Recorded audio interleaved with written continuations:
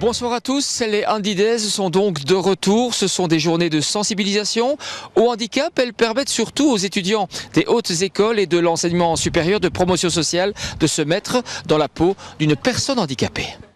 Les Handy Days, organisés depuis quelques années par la province de Hainaut dans l'enseignement supérieur, ce sont une pléiade d'activités où l'on sensibilise les étudiants au handicap, mais où on leur propose également de se glisser dans la peau d'une personne handicapée. Le but, c'est de sensibiliser les étudiants et aussi de démystifier l'image de la personne handicapée dans la société.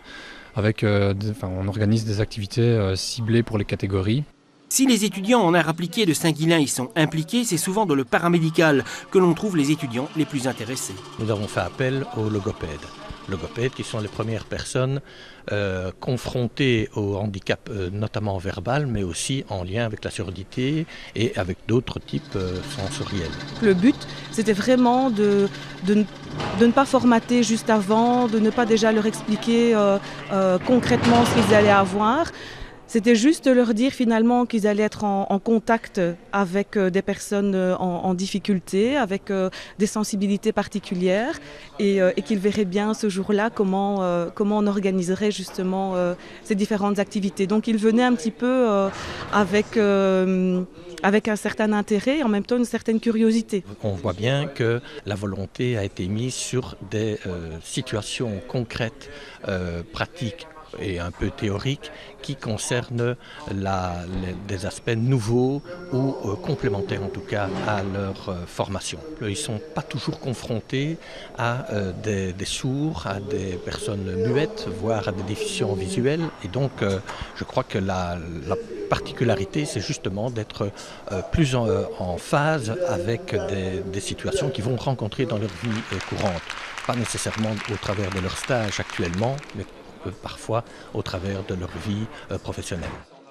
Un exemple, les étudiants en art appliqué ne devraient en théorie pas être systématiquement en contact avec des personnes handicapées, quoique. Dans un cadre général, c'est intéressant de se mettre à la place de ces personnes et de pouvoir mieux comprendre et de les intégrer mieux aussi dans notre société.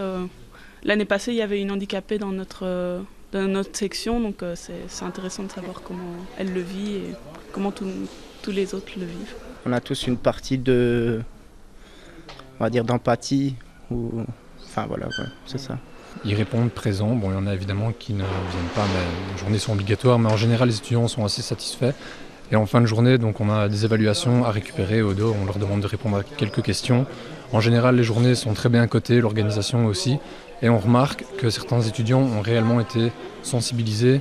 Ça dépend aussi de leurs réponses, mais en général, il n'y a pas vraiment de réponse négative de « j'ai pas aimé, ça m'a servi à rien ».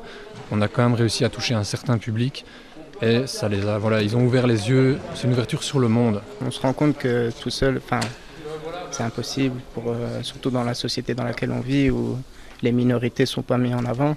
Donc c'est assez compliqué pour cette personne-là.